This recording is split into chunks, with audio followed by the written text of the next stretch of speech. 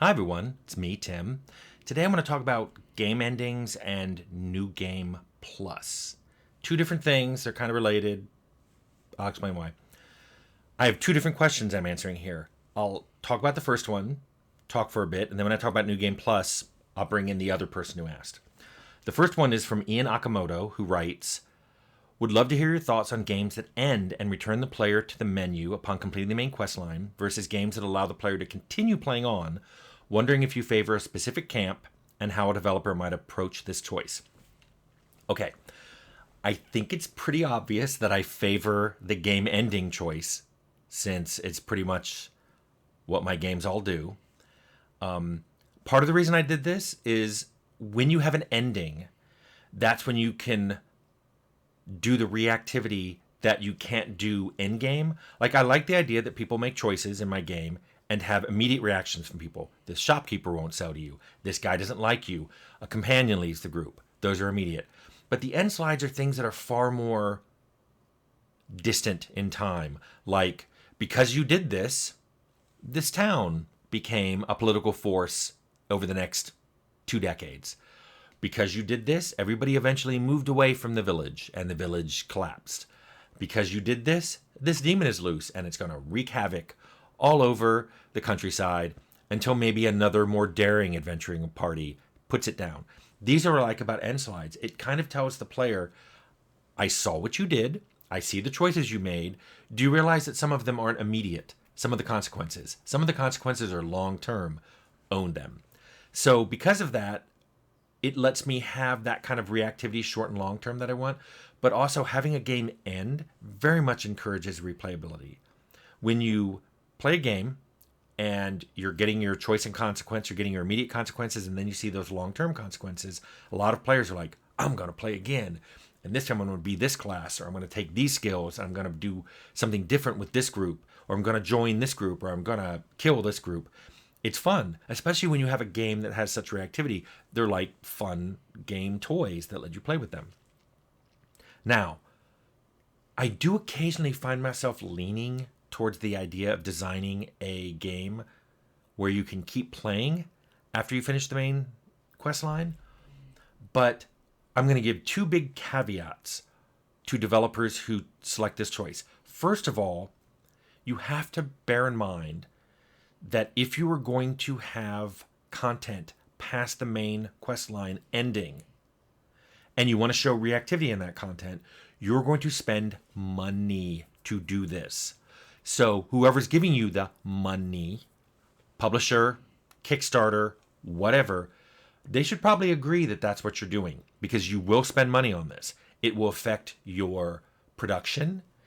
It will affect your bug fixing and polishing phases at the end. It will affect everything. In fact, let me give you the second caveat, which is a pre-production thing. You need, if you want to have a game where the player reaches the end and can keep playing, you need to have planned for that and designed for that from the very start of your game, from the very beginning of you designing that game. Remember I said it goes settings, story, system mechanics? You're saying you want story to end, but the player to continue, and maybe some side quests, I'm assuming, are going to be in there. This will affect your system mechanics.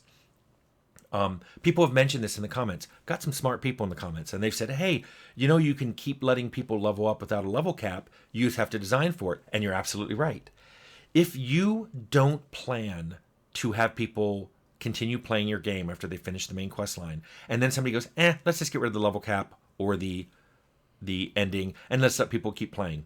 Not only are they going to go to places that don't react to what they've just done, like you've killed the big baddie and you're going back to town, so they're like, hey, welcome back to town. Do you want to buy this vase I have? And you're like, I just took out the big baddie. So that's a lot of new dialogue that you should probably write. There's probably level design you have to change to account for it. It's like, oh, now that the big baddie's gone, maybe certain places are different. Maybe the curse is lifted from this place. Maybe the tomb no longer requires a special key to enter because it's flung open. These are things that you just have to do. But probably the most important thing is if you just kind of let people keep playing and playing, and especially if you take the level cap off, you're going to have to redesign your system mechanics because otherwise people keep gaining levels, buying perks, upping their attributes, upping their skills. Eventually, they're just going to have everything. You're eventually going to run out of things to buy if that's the way you're designing your game. And they're just going to be walking gods. They're going to have every attribute at max, every skill at max, every perk, except maybe the few that say you can't have these two perks together. That's going to be ridiculous. So people have suggested diminishing returns, which is once a skill, say, goes over 100, you can keep adding to it, but it only increases, say, let's say you have an archery skill and it increases your 2-hit with the bow. Maybe after 100, instead of it going up 1% with every skill point, it goes up 1% for every 5 skill points. And then it starts going up 1% for every 10, and then every 20, and then every 50, and then every 100. You can still get a 200, 400, 1,000 archery skill, but it takes more and more points to get any effect out of it. There's no upper limit in theory. You could keep playing, but the game knows that, okay, eventually it's going to top out at probably in a reasonable number of hours, a few thousand hours. That you can design it to have a asymptotic curve. So it approaches 200%, and you know it's not going to go over that. Then you can start planning for, what happens when someone has an archery skill of 200%? Maybe you cap, there's still always a 1 in 20 or 1 in 30 or 1 in 50 chance of missing. Maybe the extra damage that you get, maybe once you go over a certain percentage to hit, it starts increasing the critical chance, but the effects of criticals still are things like, extra damage, possibility of knockdown. Those don't change. It's just you get them more frequently. So there are ways to design for playing with no level cap and continuing playing the game past the main storyline, but you have to account for it from the beginning. So that's my answer to Ian Nakamoto. But I did get questions about New Game Plus that kind of feel the same, in the same area of design to me. So let me explain that. Greg Peterson, 5857, asks, how do you feel about New Game Plus, where you can import endgame characters back into the beginning of the game with some combination of experience, items, and money? Any ideas and suggestions on how to do that well and keep things interesting? Okay. Let me caveat this with, I've never done that. I like it. I think it's interesting. I could probably do a whole video on different ways to do that, but I've never done it. So I'd be speaking incredibly theoretically and no experience at all. I will talk about some things I would do. First of all, New Game Plus, you have to remember, you have to play the game entirely once to unlock it. This will be important in a minute. But also, yes, the world is completely reset. Maybe there's a few things that don't reset. Like, well, let's talk about this.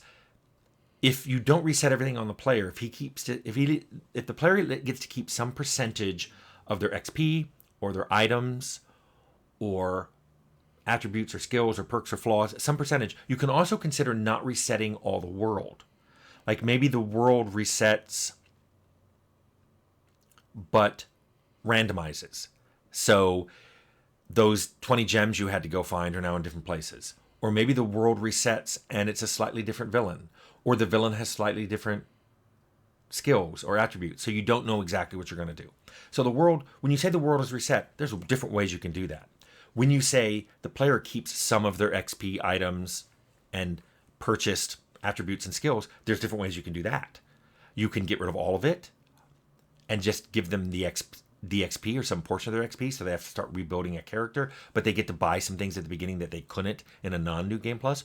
Or you can just restore all their XP, so they're basically restarting.